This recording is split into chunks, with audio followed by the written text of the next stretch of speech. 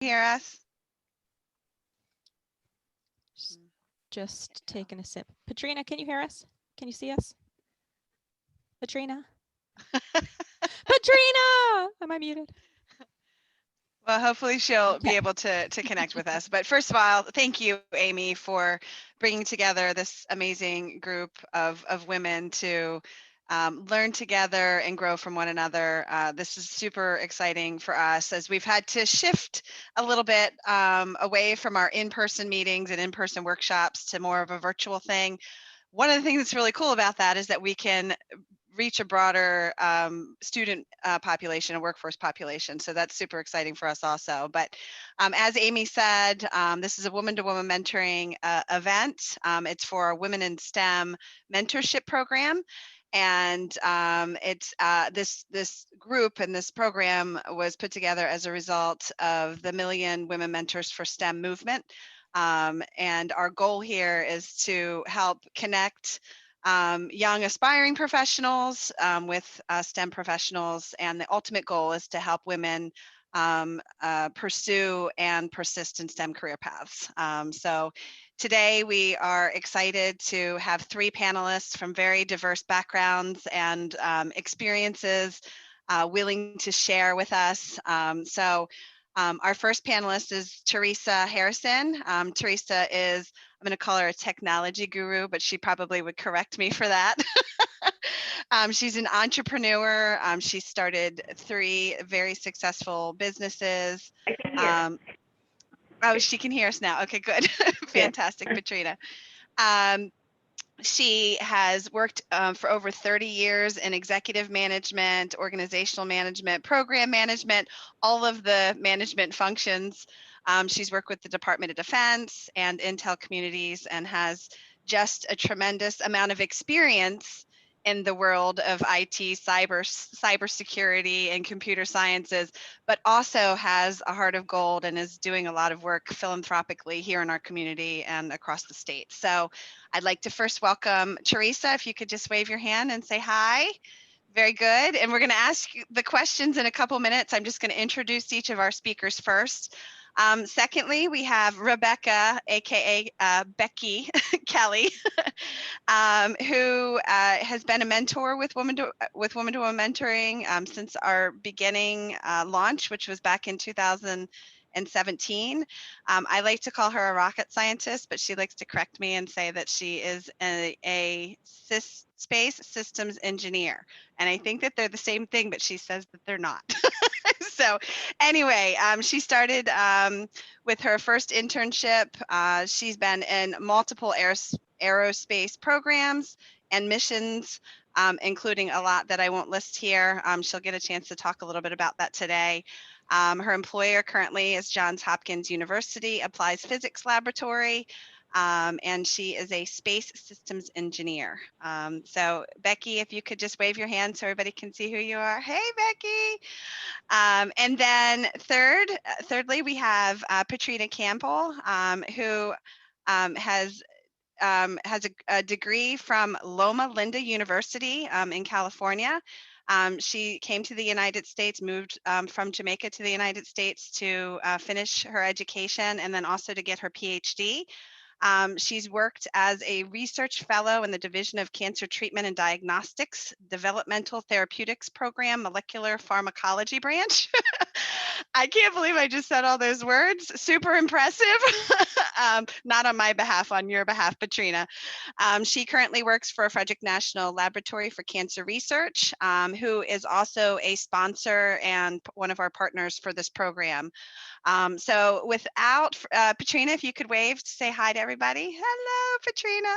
Very good. So thank you, ladies, for joining us. And we're going to jump right into questions. So first of all, Theresa, can you just tell us a little bit about yourself? Let's just start off with that one. About myself, any particular area? I was born and raised in Baltimore. I am the middle child and first girl of 11 children. I was the trailblazer in the family, first girl. I I went to Frostburg for undergrad and grad school, and also Hopkins for grad school. I wanted to be an astronaut. Mm. Really was my dream to be an astronaut, but I wanted to take the creative route to becoming an astronaut. And what I've decided and what I've learned in life is that sometimes we have goals in which we may not meet that exact goal, but being a part of it is just as rewarding. So I did become a software engineer and worked and wrote software for the first classified satellite, the teacher satellite. Mm. And I used to support shuttle launches at White Sands, New Mexico. And I have a very varied career. And I share that to say, although right now I own a technology company, I truly feel that women think differently. We think logically, we multitask, we do a good job. Sometimes, because we're outnumbered, we may not feel comfortable joining in or stepping up, but we are more than capable. So I will try almost anything that I want to do. Mm. I have been able to prove to myself that we can do it. Yeah. So I'm a big proponent of supporting women to say, just go for it. Yes. And would you say, Theresa, that along the way you've had any mentors who have come up beside you and helped you along the way, helped you with that strength and desire to move forward and You know, keep those steps ahead?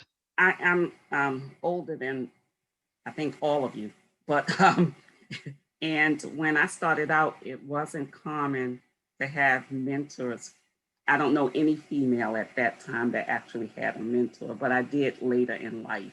You mentioned Million Women Mentors.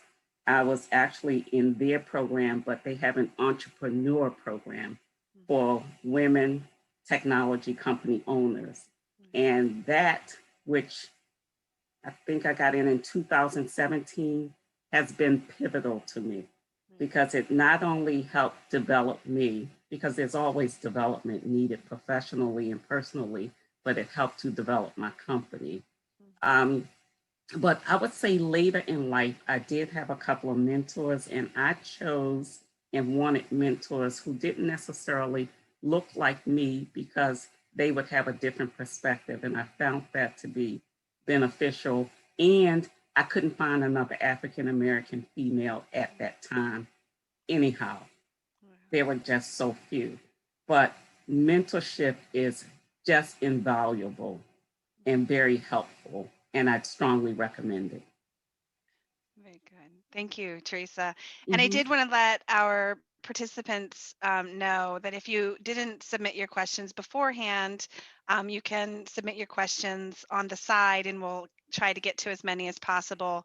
But we're gonna record the first portion of this panel discussion, and then after we've recorded it, we're going to stop it, and there will be some opportunity at the end to ask some additional questions. So if you have any questions based on what a panelist says, please put those in the chat function, please.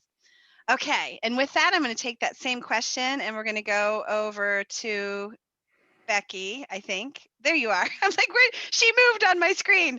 So Becky, why don't you tell us a little bit about yourself? So I am from Buffalo, New York. I am the youngest of 3 kids, and the engineer in a collection of eclectic people that includes a psychologist, an accountant, a salesman, and a supply chain manager. So we have nothing to talk about at holidays, which is probably for the best. Moved to Detroit, or near Detroit, when I was in high school, which was convenient because it put me just in time for in-state tuition to go to the University of Michigan, which was a pretty reasonably good engineering school. I got degrees in aerospace engineering and space systems engineering. You could argue that I am a rocket scientist because one of my jobs legitimately involved me walking around the rocket to get to my desk. And they gave me a hard hat in case they lifted the rocket. And I don't know if the rocket fell, the hard hat would have done something. I don't know, but that was a job I had. I've been all over the place. I going from a kind of a shy little kid I remember in 8th grade trying to give a speech to be president of my 8th grade class, and I couldn't even make the words out, to being someone who flies all over the country, conducts design reviews, and attends a university that has 40,000 plus people wandering around it. I've come a little bit of a long way from there. I have worked on spacecraft, I've worked on missiles, I've worked on military aircraft, I've worked on things that have no names and things that have funny names that I'm not allowed to say. I do civil things, I do less civil things, and I've worked with people all across the spectrum. And I guess for your follow-up question, I would have killed to have a mentor when I was a kid. I did not meet an engineer until I was 2 years enrolled in an engineering program that wasn't a professor. So the first time I met a non-professor engineer was 2 years after being an engineer. Wow. I did not have a female boss until my most recent job. I had not met a female boss until my most recent job. I was so starved for attention. I literally follow some of the older ladies around my office who are so much more experienced than me, like some sad puppy, like, teach me things. How did you do it? I would have killed for that as a kid, but I somehow managed to make it through.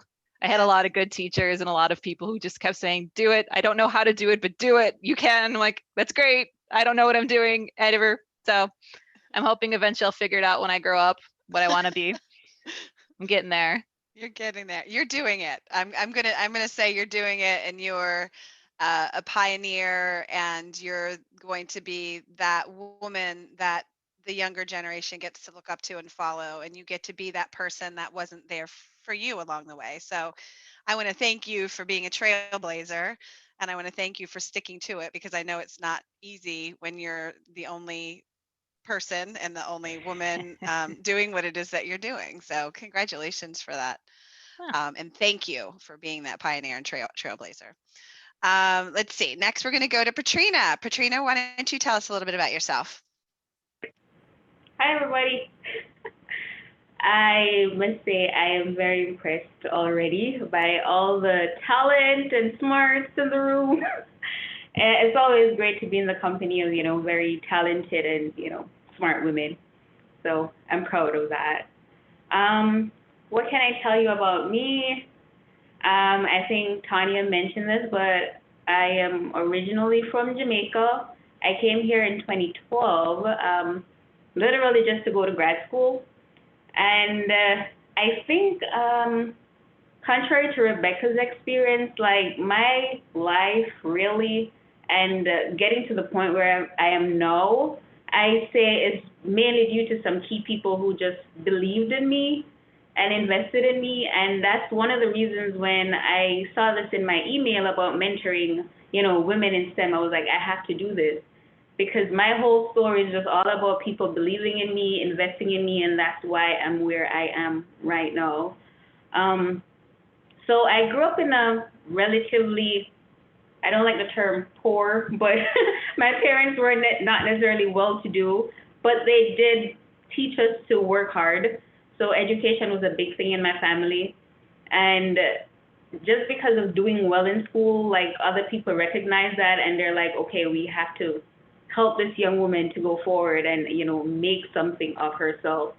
So having finished high school, I met one key person who I will never, ever forget.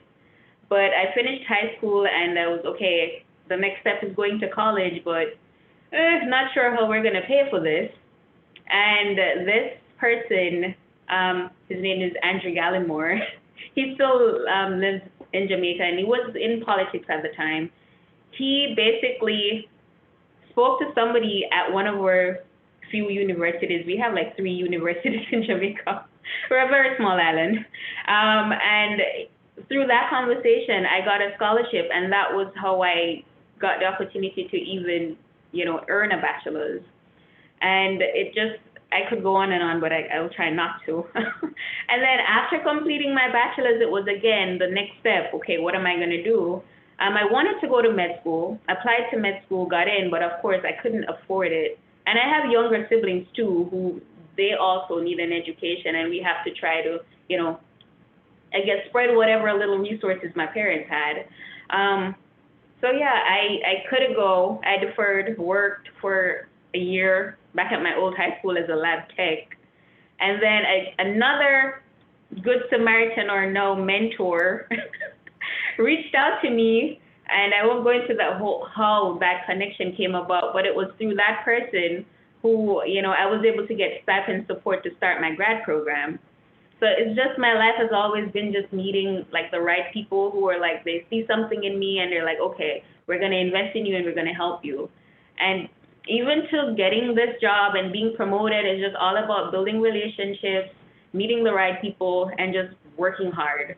So yeah, I must say that I'm very privileged to be where I am now. As it relates to my present career, like working with cancer and doing cancer research, I've had a female mentor in grad school, and she's African American, and then my present supervisor, she's actually Italian, but I am again working with another female mentor. So I say I've been privileged in that respect to have the opportunity to meet women who are excelling in science and can actually help me to figure out where I want to take my career. So I guess I'll just conclude by saying, basically, it is if you get the opportunity to mentor and invest in somebody who you see is working hard and they're ambitious, you should take that opportunity because you can literally change somebody's life. Yeah. Thank you, Petreena. And I love what you said. That I'm taking notes from everybody. So I'm like, ooh, those are such great words. But first of all, you know, so the theme that I heard you say pretty much through everything you just shared is that, you know, opportunities came about and people were placed in your path and you took advantage of those opportunities. And that is such a key to women's success in STEM is networking and making. I mean, it's in every field, but in STEM specifically, is getting access to people, to women, to men, who can help you make connections to help you bust through some of the barriers that are there. So thank you so much for sharing that, and what a delightful story to hear about your progress and where you are today. And I remember meeting you for the first time at Hood College, and I was super impressed with you from the very beginning. So thank you for being that beacon of hope, number one, and for recognizing the importance of networking and making connections. That is so truly, and then the power of giving back. So yes, thank absolutely, absolutely. Very good. Okay, so on to our next question. Let's go down to Theresa. Tell us a couple of things that you currently do in your role in your roles, because I know that you play a lot of different roles for different companies. As the owner of George Street Services, I tell everyone that I work for my employees. My employees work for the customer, but I work for them. And one of my roles is to make sure that I'm providing them great opportunities to not only deliver on what the customer wants, but to be able to deliver themselves the career they want.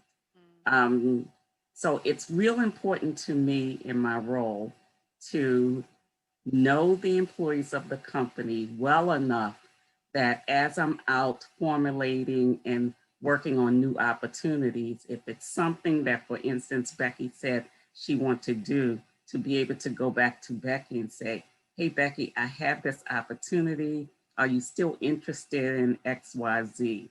I look at my number one responsibility as being supportive, encouraging to the employees on board. My number two responsibility is developing the focus and vision of the company. Who are we? What are we going to do? What are we known for? And one of the things we're known for is taking care of the employees. That's very important to me. Something else we're known for is we're known to have excellent software engineers. And when you are delivering excellence, what I've found is that the larger integrators will call to say, Theresa, you all have done a good job on program X. We'd like to include you on this new opportunity. So it's very important to me to take care of the employees, to look for opportunities in line with our core competency. And I spend a lot of time doing that. Fantastic. So I have a follow-up question for that. Sure. So when you think back to when you were growing up in Baltimore and you were one of 11 kids and you decided to go to Frostburg University, right? Okay. Mhm. When you decided your career path, did you at that time when you were 18, 19, 20 years old ever see yourself starting owning and selling big companies? Was that part of your vision or did that come in later? It was always a part of my vision to own a company. I think I was 9, and I actually had picked out a name. It was going to be called TRW, my initials, not knowing there was a multi-billion-dollar company called TRW at the time. And the funny part is they made a job offer to me and I refused to take it because that was to be my company, young, and that's a young mind. But what I did know was I wanted to do something technical. I was just intrigued by the space field. I wanted to do something technical. I wanted to own a company. And what I often say to people is, the path to getting what you want isn't a straight line, may not happen when you want, but it will happen. It will happen as long as you keep working the journey. And I took the scenic route. I took the scenic route and I did the cha-cha. 1 step forward, 2 steps back, my whole career, because I will share with everyone that I decided to take the bold step of majoring in business instead of computer science, because I was determined I could learn it. And so my first job out of college with a business major, and I decided to minor in computer science because I thought the combination of the two would be beneficial. And if you have the aptitude, it works. But I wouldn't recommend it to just any and everyone for sure. My first job out of college was a software engineer, and I got the job solely because I sold myself during the interview. Now, I don't want anyone to think you could just jump into a technical position. In order to deliver on that job, I moved 2 blocks away. I would work 8 to 5, go home. When I thought everyone was gone by 7:30, I would go back and work 7:30 to 11 because they were more equipped than I was. They went through college. Like Becky, she majored in unbelievable, challenging majors. I wasn't equipped, but I was given the opportunity in a job and I was going to make it work. And in anything, if you put in the extra effort, you can get there. So my route has been very scenic. Yes, thank you for that. And I think if we put, if we ask that question to everybody, I think that each person would have not the same story, but similar roadblocks, similar cha-cha moves, so absolutely. And then I think it's like looking back on that, you're like, there was no mistake in all of that process. It was all the right steps that I needed to take to get to where I ultimately am today. I will also say, excuse me, Tanya, I will also say, like Becky, when I saw female leaders, I was getting to know them. Becky said she would go, because unfortunately, we just didn't see it often. Yeah. And the wisdom from them, very helpful. Yes, very good. Thank you again. All right, Becky. To ask a question, Tanya? Sure, go ahead, Petreena. Oh, I'm just curious. Well, this is a more general question for Theresa, but how do you not lose sight of your goal when it seems to be taking forever? And you seem to always have roadblocks to surmount, and you're just, it gets frustrating. So how do you not lose sight of that goal? I think it's normal that it does get frustrating and disappointing at times, but what I would always do is also look back and look forward. When I say look back, I would look back at the fact that with 11 children, I still got to go to college. And so there was a way I got there, and that was based on academics. When I started the first company, it's very lonely when you start a company, it's just you. But if anyone asked me how many employees I had, I would say 3. And people wonder why I said 3. It was me, myself, and I. But companies look at it as if you're more credible if you have more than one. So I literally had 1, but it was true to say 3 too. But what I've noticed though is with every roadblock, if I look at the way the doors did open, the doors you were able to step through, the fact that it may have been the wrong time, you may have been the right person, but it may have been the wrong time, and not, I would look at it from a positive and never a negative. A loss is not a loss. It just means Theresa find another way to get that win. Yeah. Very good. Thank you, Petreena, and thank you, Theresa. All right, Becky, we're going to come over to you. You want to tell us a little bit about what you do in your current job? All right. In my current job, I have technically 3 roles. The one that's on my resume is I am a fault management lead on the IMAP mission. Fault management is we try to predict things that can go wrong, various components, subsystems, software elements on a spacecraft, or something to do with the mission. We encounter something we don't like. We try to identify ways we can either isolate it, contain it, keep it from making bigger problems. We try to resolve it autonomously, or we try to give ourselves enough, I guess we call them knobs, like little options we can to adjust here, adjust there, that if it makes contact with the ground station, they can try different patterns to rectify the situation, resolve the fault, and get the spacecraft in operational modes. And the goal of my job is to never have to do my job once the spacecraft is launched. So I'm hoping that nobody ever talks to me again. It means that my job is good. I never want my job to be tested because it means there is a fault on a spacecraft. But if it does happen, I hope that I did it correctly. And then my other 2 roles, as of Tuesday, I'm a section supervisor. So I mentor people in my group.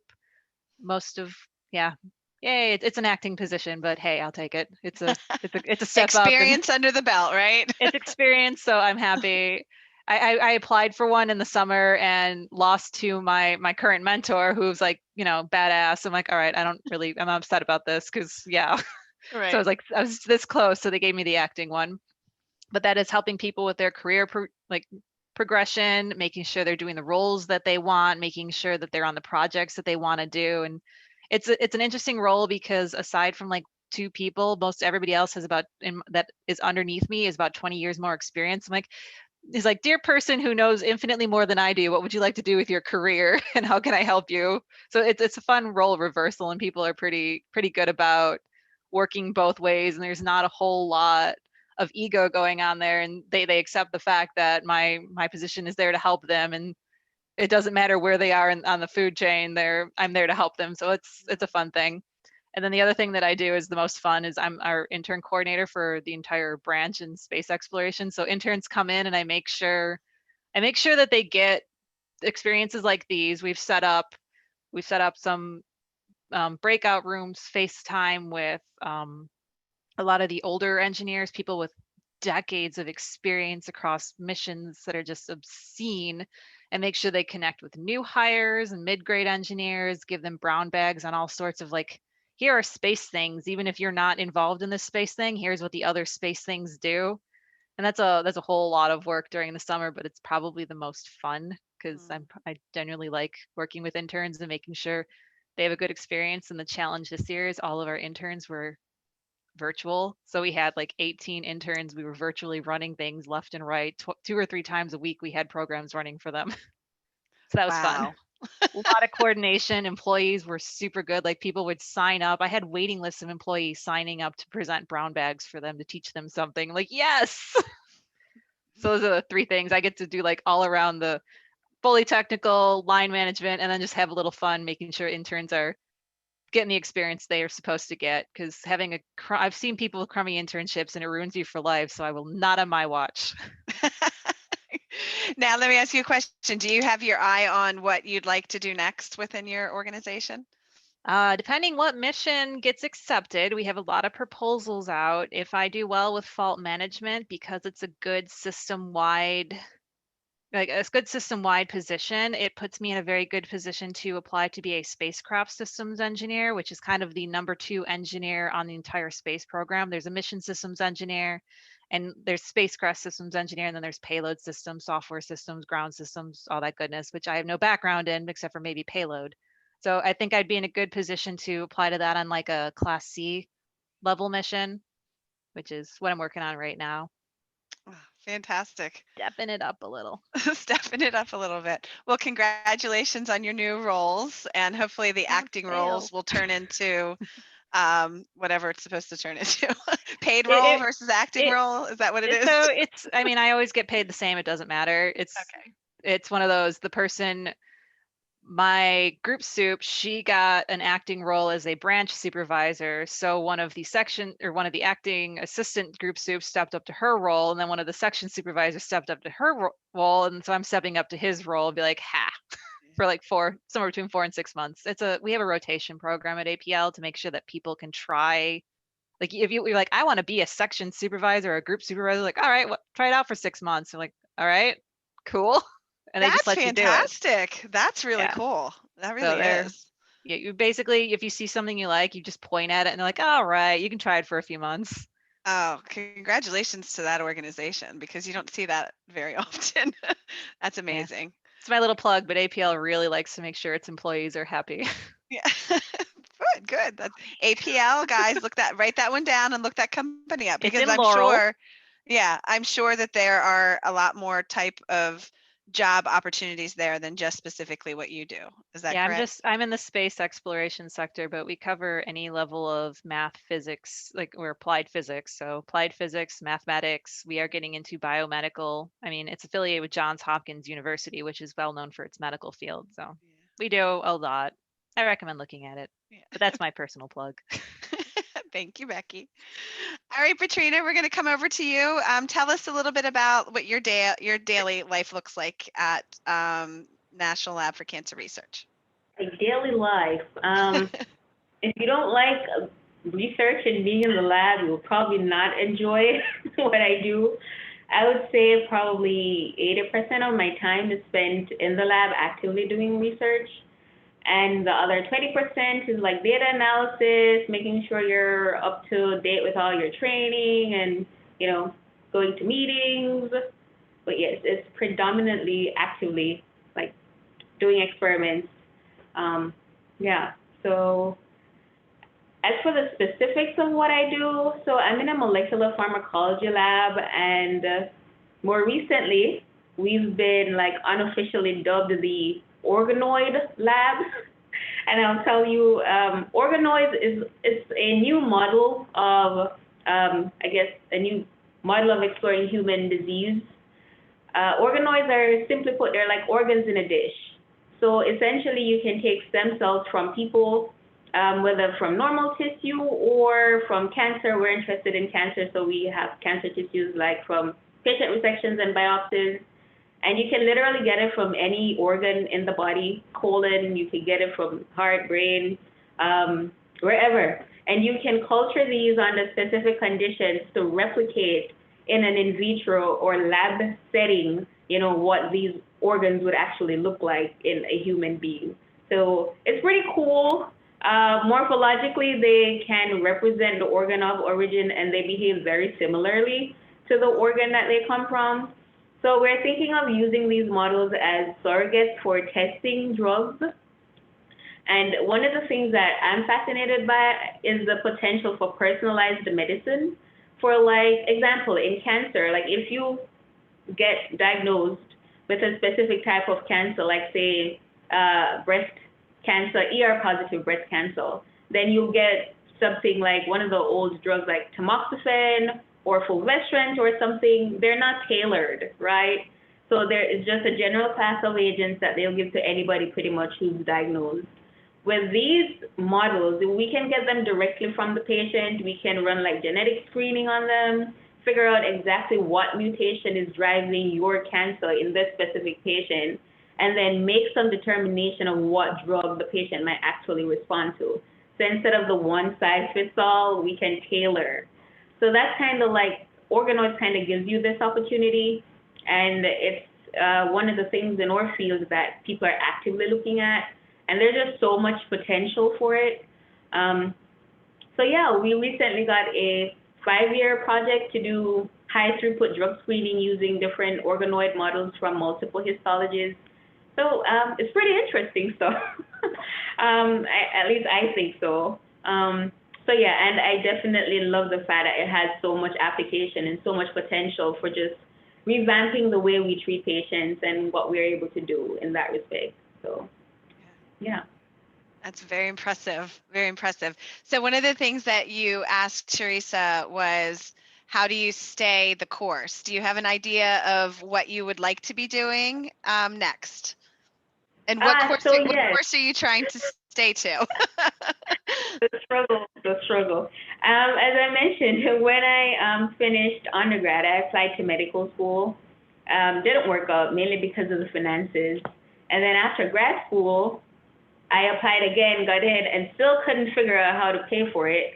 So I am definitely very much interested in late stage drug development. So like recruiting patients for clinical trials and just giving them the opportunity to, like, terminally ill, or for patients who you don't have any drugs that seem to respond to, then you can like help them get into clinical trials, and hopefully one of our, promising new agents can help them. So I want to be on that side of the fence. Now I'm more of the semi-translational, but more closer to the basic side, so not as much close to the clinic and patients. So I'm hoping to transition a little bit to that direction. So the medicine is something that would afford me that opportunity, or at least it would definitely help with that long-term career goal. So yes, so it does get frustrating, as Theresa said, when you know you want to do something, but it's not that you don't have great opportunities, because I absolutely love what I'm doing now. But it's just, you still have to keep in the back of your mind, like, what is your long-term goal, and how do you not lose sight of that? Because things are great here, and I'm still getting to do cancer research. I'm still helping with the drugs that are in clinical trials. I actually get to do multiple things, even outside of the organoid work. So I do enjoy my job now, but it's just about keeping in the back of my mind, that primary goal that I've had for however long. Like, despite the fact that I do enjoy what I do now, don't forget that, Yeah, very good. Thank you for sharing. Let's see. Let's go on to, we have a question from one of our mentees who couldn't be here today. So this is the question, and we'll start with Theresa. What is the most, this is from Michaela, if I didn't say that already. What is the most challenging part about working in STEM?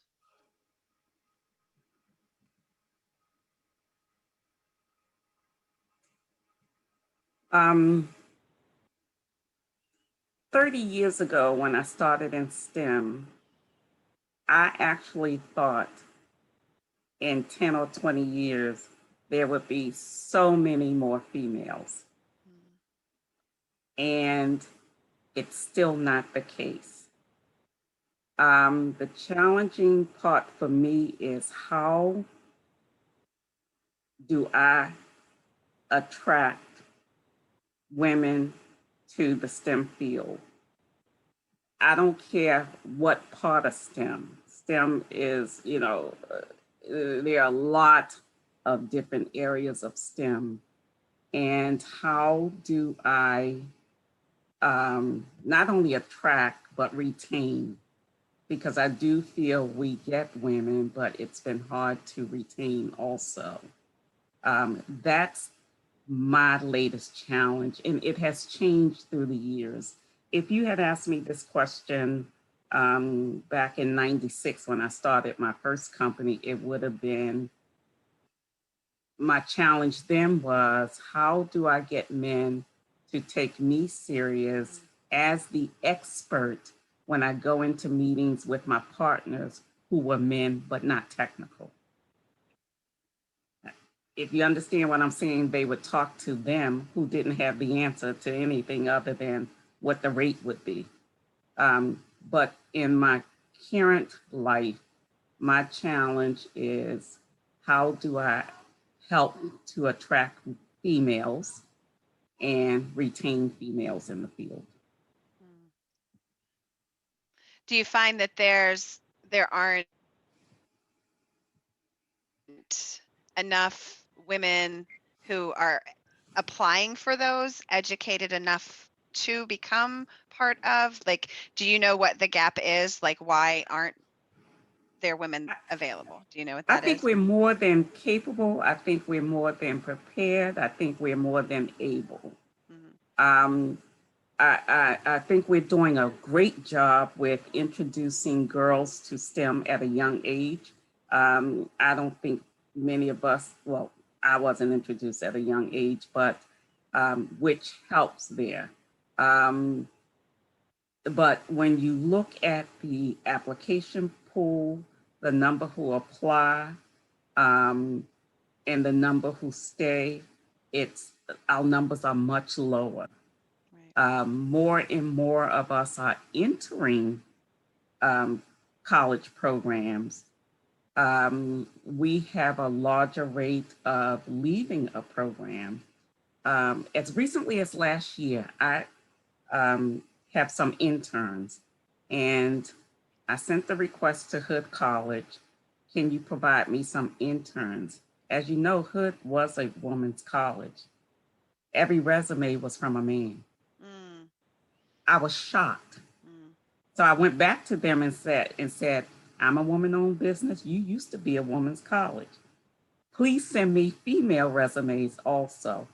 But it wasn't them sending the resumes. The students sent the resumes. The females didn't feel as confident as the men. mm. So that's is the challenge that I'm trying to help with in some way. Right, right. So what would be the message that you would, if you had a room full of young women at Hood who were qualified, who may have seen that job opportunity come about, but they said in their brain, for whatever reason, that's not Right. for me. What might be some advice that you would give that young woman? One, I think we, unlike men, second guess ourselves a lot. A man could be a truck driver and he would apply. We You're right. overqualified and may not apply. Yeah. So a lot of times when I talk to women, I use myself as an example. Keep in mind, I'm a business major. And it must be growing up with 7 brothers that I applied. But I'm a business major. So feeling comfortable stepping out of the box, feeling comfortable with your abilities, yourself, and your knowledge. And I try to, and I work very hard using myself as an example of, I am no different from you. I'm an ordinary person. There are no gold stars and stuff coming out of me at all. But you too can do it. So because I'm so ordinary, I try to use myself as an example. What I have seen, if I look at the past companies I've started, the women are exceptional. And that's because we put so much on ourselves. We're going to be the best. We're going to make sure we fit in and all of that stuff. Truly exceptional. Mm-hmm. And so it's a long journey. And it's going to take many, many years to get there. But I'm speaking 30 years later, I thought we would be further along. Yeah, that's great advice. Right. And So we're doing better. yeah, we're doing better, and there's still there's still a big gap. Women are represent more than, I think it's 52% of the workforce now. Right. And for fear of saying the wrong statistic, I think only 24% of that 24% of those women are doing STEM things. So there's a great Yeah. opportunity for us. It might be 34%, ladies. No, don't Right, quote. no, There's but still a big gap. right, So right. And I would be very curious to hear from Becky in her field, because when I worked in spacecraft, there was me and one other woman yeah. the whole time I was with this company. But keep in mind that was in the 80s. Mhm. And I left, it very dynamic. I left because of the Challenger accident. I just took it so personal, because when you work there, you're a part of it, that I just decided, let's transition out. I wasn't going to be in the shuttle or anything, and that was my astronaut experience. So I just moved on. But I'd be curious to hear with Becky at APL and what she sees there as far as women. But that's the challenge that I see right now. Very good. Thank you, Theresa. So Mhm. that question does come over to you, Becky. What do you find most challenging being a woman working in STEM? So kind of play off of Teresa's question, I'm going to borrow a term from my boss. Her biggest complaint is that the space exploration is stale, pale, and male. Stale, pale. And that's true.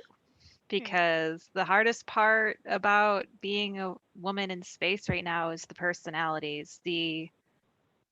Everything is biased toward rewarding personalities that are not characteristic of women. It's not that we're incapable of speaking for ourselves. It's not that we don't have good thoughts. It's that we have a tendency to be more inclined to listen to what people are saying to us and to have the ability to hold our tongues long enough to let them finish their sentences. I have had to teach every intern I've ever raised, and I'm going to say raised, to practice in the mirror the daily expression to say yourself, excuse you, did the middle of my sentence interrupt the beginning of yours? Because that's needed at this point. You get talked over. If you're quiet, you get ignored. If you don't learn to interrupt people, you will never get a word in. And that's not inherent to, I'm soft spoken. I don't usually like to yell. I hate conflicts. I do not like to pick a fight. I've learned how to, and that makes me sick to my stomach that I've had to just to get my basic points across. But it's true. The personalities are made to reward people who are more aggressive, not necessarily right, just aggressive. And he who speaks the loudest speaks the most. And they've done studies, and by perception, men will perceive that women are dominating a conversation if they speak 30% of it. So if they do 30% of the talking, men are perceived to think women are dominating at 30%. Wow. That's pretty bad. And we're the ones with we're the ones with the stereotype of talking all the time. Right. Yeah. Just do a scroll through of TED Talks and see who's talking all the time. Demonstration. What is a TED Talk? When a group of men love their opinion very much. Sorry, I get on tangents, but the personality is the hardest part. I mean, Becky, I'm loving this. I'm loving this. Yes. It's so true. Yes. Yeah, well, welcome to STEM with a background, a minor in memes and internet stalking, because you get me. I live on the internet because I was a gamer in high school and I wasn't very popular, so I found a lot of other things to do with my time. But it's hard. It's hard to get a word in. I work with mostly men on my team. There's probably like 50 of us, and I would say 12 are women, which is actually pretty good because aerospace is usually running about 12%. So that makes us closer to 24%. Yay. We're getting somewhere for at least my team. And the one male coworker I have who actually stops, like he gets excited and interrupts, but he'll stop and he'll interrupt and say, I am playing off this woman's point. It's her point, and I think it was great. And here, let me work with this. He's a person of color. He's the only one who realizes what he's doing to any extent. Everyone else just be like, well, that thing that you just said, I'm going to say this thing that you just said, and here it is, and let's go forward with it. I'm like, yes. Every time. And you'll get review boards. That I've been to a review board at JPL that had 200 people in it in the conference room. And we were playing count the minorities, which is literally like not even just like traditional actual people who are not 50% of the population, women who are 52% of the population made up usually 10%. If from JPL there was anybody of color, it was minimal to 4 or 5 people in the room, if that, and that was limited. It's all pale, male, and stale, and it's obnoxious. And then they all have this dad complex. They all have this huge dad complex. Like, let me teach you. Oh, well, I have a daughter. I can do this thing. Like I had a boss who would check up on me when he sent me on travel to make sure I wasn't going outside late at night by myself. I'm like, dude, I'm in my 30s. Thank you. Yeah. I have a dad. He's great. I don't need 5. Right. So So it's challenging because you're just seeing like I am perpetually the adorable little engineer who, so innocent. You have to teach her things. This was year number 2 in a row. I'm 33, by the way. 2 years now was the first 2 years of my life I was not asked if I was an intern. wow. One person asked me when I was 6 months pregnant, and I'm like, dude, I'm growing my own. 2 years. I So love 31 was the first year no one asked if I was an intern. That's the perception of women in engineering right now. I don't look particularly young, but to some dude in his 50s, I guess I do. Right. And it's insulting because you're up there and you're trying to like give this presentation. I've been asked at a presentation who my dad was because the person before me, they knew her dad. So the first thing like, who's your dad? I'm like, a bus driver in Youngstown. Do you know him? Hey, was he suggesting that you were where you are because of your father and not necessarily because of, your own? Yeah, Okay. because her dad happens to be in the same industry and he's very high up. So he was suggesting, well, he knew her, therefore she must be there. So, and we were the only 2 women in the presentation. We were the only 2 ones asked that question. So you get this I the love how subtleties. Yeah, I love how you would you say that rather than me putting words, would you say that your confidence in responding to those types of stereotypes have you grown more confident in responding to those things rather than kind of, I know that, once again, very similar background. I was in financial services for 18 years and I started in the late 80s, and it was the only woman in the room almost all of the time. And it was like, for so many years, like there were things that I could just feel that wanted to come out of my mouth, but it was just bury it down because nobody's going to hear you in here, and then the first time you spoke up and it was like, what are you talking about? And then the second time you speak it a little bit more strongly and a little bit more confidently, and you're like, whoa, have you found that evolution of confidence grow, or did you just come into the field saying, I am woman, hear me roar? Oh, it's grown. I as I mentioned, I used to be so shy. I could not speak in front of a group smaller than this. I could not speak words. They would come out shaky and incoherent. I got madder and maybe switched some political parties post college and started doing more volunteer work and started doing mentoring and just got progressively angrier. But instead of just, being angry, I decided to do something about it. And it's you have to train yourself. Like you have to train yourself to acknowledge that this is happening, to identify that it's happening, because you don't even know it's happening. Right. Like, would you immediately walk into a room and someone's complaining like, oh, this is so girly, and like think anything other than that's a normal statement people make? Right. It took years of acknowledging that and talking about that and reading about that. And I read a lot of weird research papers on things like this, and just years and years of training. And I'm sarcastic naturally, so now it just comes out. And people Yeah. generally think it's funny because they know I'm sarcastic, but then, the occasional person doesn't. Right. Right. Yeah. So it's finding that voice and expressing that voice in scenarios. And then also it sounds to me like you've had confidence to build the word, like it's building the words because you don't want to come across as this angry, bitter, bitchy person. Like it might the first couple of times that you start asserting yourself, but there are ways to be heard, and working with somebody to help refine that and identify what when those moments are, when you should fight the battle, when you should assert But yourself. I think Becky made a great point, and I think it's a common path, because she described me, starting out, I wasn't going to speak up. They will take ownership for your idea and work in a heartbeat and like to hear themselves talk, say the same thing by 5 different people. But you get to a point And I like to call it a part of growing. You get to a point where you're not going to allow it anymore. Yeah. And you start speaking up and you start punching back, not physically punching, of course, but punching back because you have valid points, you have correct points. It's just that we don't speak when we have nothing to say. Mm-hmm. And so I found that it got to a point where I was tired of being overlooked and almost as if I was invisible other than cranking out the work.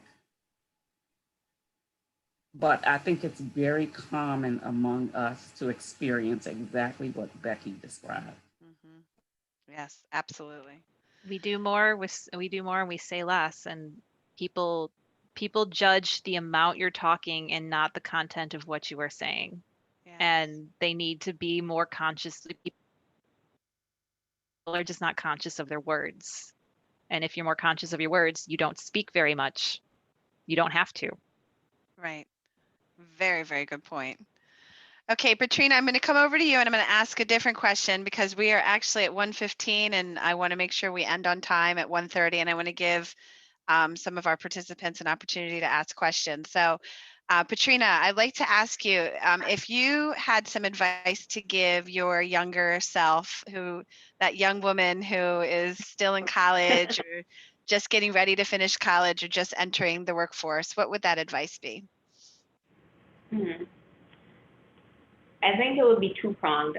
One, I think the main thing is believe in yourself. I think from my experience, a lot of times people have had to believe in me, and even when they're like, oh, we see your capabilities, we know you can do this, I'm just like, I'm not sure, you know. So believe in yourself, be confident in what you do, right? And then the second one is take advantage of every single opportunity that comes your way. Even if you weren't necessarily thinking of, you know, heading in that direction, but you get an opportunity, as long as you can take advantage of it, you should. Don't be so narrow-minded in like your goals and where you see yourself. You know, just keep all your options open and just take advantage of every single opportunity. That would be the advice. Great, thank you. Becky, I'm going to come to you next with that same question, and then we're going to go to Theresa. Advice you'd give to your younger you? You're supposed to be here. It's really intimidating. You get there and you like, oh my goodness, this person knows so much more than me. I don't know this exact. It's very easy to compare yourself to everybody's perfect film reel on Facebook or Instagram, and you can convince yourself that you don't belong there. You belong there. Just stick it out. Trust yourself. Your brain is your worst enemy. It will convince you of things that do not happen, do not exist. I've missed out on opportunities because I chickened out. You belong here. Ah, such great advice, both of you. I hope you guys can't hear my. Thank you for saying that.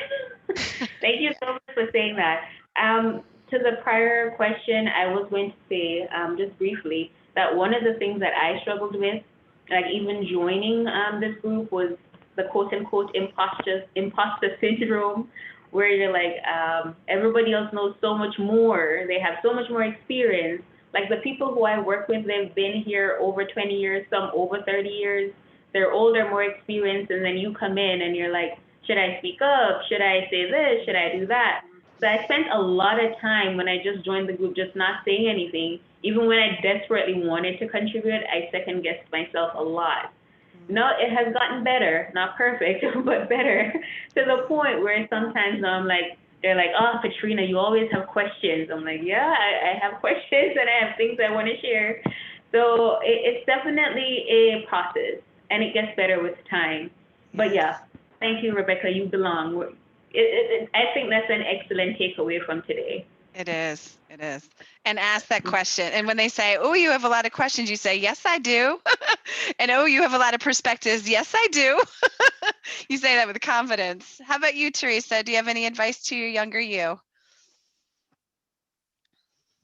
The younger me, the advice would have been do whatever you want to do. Go for it. Don't wait There's no reason to wait. Do whatever. I started taking that advice later in life, but the younger me, if I had taken that advice, I'd be president right now. Mm. It's not too late, Theresa. Well, that's true because they're in their 70s. It is not too late, Theresa. Don't put that on this call because we're going to make that happen. But Vote for you. I vote for you right this second. No, I don't want yeah. that job. But I truly say, whatever you want to do, do it. There is no one better for it than you. Yeah. That is lovely. Well, I want to thank our panelists today for just breathing such beautiful messages into our hearts and into our legs, ladies. We got to make action with these words. I hope that it's helped to give you, if you can just take one thing away from this and implement it in your life to help build your confidence, to make you stronger and taking an action that you may have been afraid to take before.